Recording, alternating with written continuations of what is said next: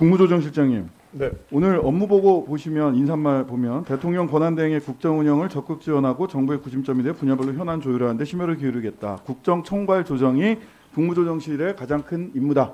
이렇게 쓰셨어요. 근데 어제 보니까 최상목 대행이 정책 컨트롤 타워라고 하면서 전담 보좌 기구를 꾸렸습니다. 네. 6개 팀 중에 재난치안 팀만 이용석 국무조정실 사회 정책팀장 요 분 가시고 나머지 전부 다 기재부 관리들이에요. 네. 공무원들이 국정 총괄하고 업무 조정하러 국무조정실로 가야 됩니까? 기재부로 가야 됩니까? 맡은 업무에 따라서 그건 달라질 것 같습니다. 아니 컨트롤 타워가 누구냐 어디냐는 거예요.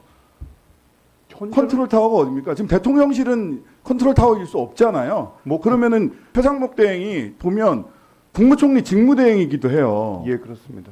그러면 실제로 업무에 따라서 갑자기 행정명령 내려가지고 예규 만들어서 기재부 중심으로 해서 업무지원단 만들어서 대통령실 역할을 하겠다, 컨트롤타워 역할을 하겠다라고 하는 거 국무조정실을 완전히 지금 개통상 있는 국무조정실을 무시하는 거 아닙니까? 저희 국무조정실하고 기획재정부 같이 일을 하고 있고요.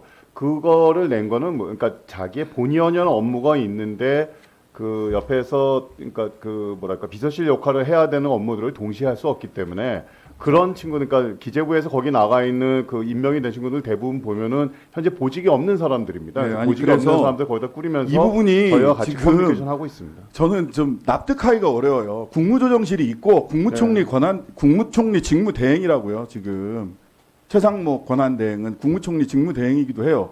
도대체 국무조정실을 패스해버리고 기재부에다가 막 뭘 만들어 행정 예규로 이렇게 해도 되는 건지 국무조정실이 저는 그래서 국정총괄 조정 업무를 기재부가 그런 경험이 없는 기재부가 할 것이 아니라 국무조정실이 본연의 역할을 잘 해주셔야 된다라는 말씀을 드리고 싶은 겁니다. 공무원들 어디 가서 이거 국정협의를 해야 될지 혼란스럽지 않겠어요? 저는 국무조정실이 역할을 해주셨으면 좋겠다라는 말씀을 드리고요. 국무조정실에서 최상목 권한대행을 잘 보좌하셔야 되는데 보좌한다고 하셨잖아요. 국정운영 적극 지원. 3가지 하지 않아야 될 일이 있고요. 지금 최상목 권한대행이 반드시 해야 될 일이 있습니다. 첫 번째는 인사 알박기입니다. 최상목 대행이 갑자기 연말 연초에 인사하라고 확 얘기를 했어요. 진행하라고.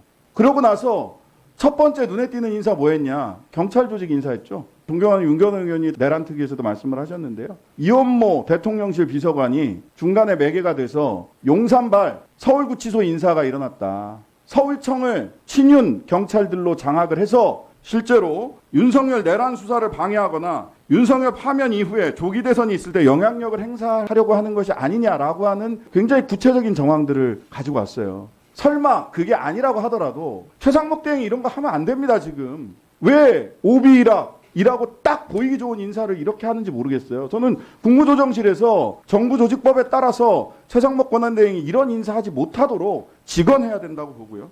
두 번째는 지금 사실 인사검증을 어디서 하는지도 모르겠어요. 대통령실에서 합니까? 장관도 없는 법무부에서 합니까?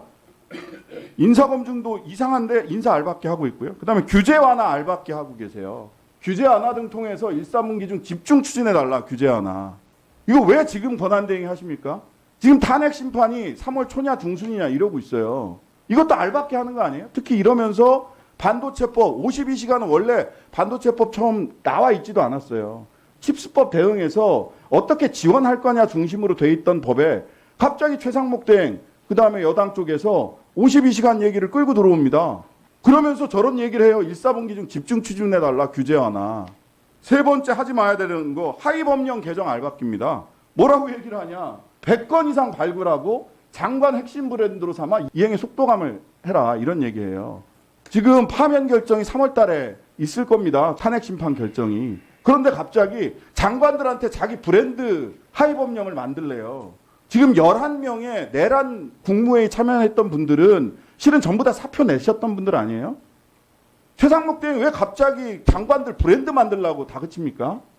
지금 국무조정실에서 최상목 대행을 보좌해서 해야 될 일은 민생 추경이라고 저는 첫 번째 봅니다. 가계부채 대책 필요하고요. 그다음에 내란 극복 지원금 1인당 30만 원씩 지급해야 된다라고 저희 조국혁신당에서도 제안을 했는데 민생경제 실질적 대책이 담긴 추경 2월 내에 국무조정실이 총괄해서 안을 좀 마련을 해서 최상목 대행이 국회에 제출하도록 하는 것이 국무조정실이 본인들에게 주어진 정부조직법상 주어진 자기 역할을 제대로 하는 게 아닌가라는 말씀을 드릴 수밖에 없어요. 인사 알박기, 규제 완화 알박기, 하위 법령 알박기, 도대체 장관 핵심 브랜드 100가지가 뭡니까 도대체?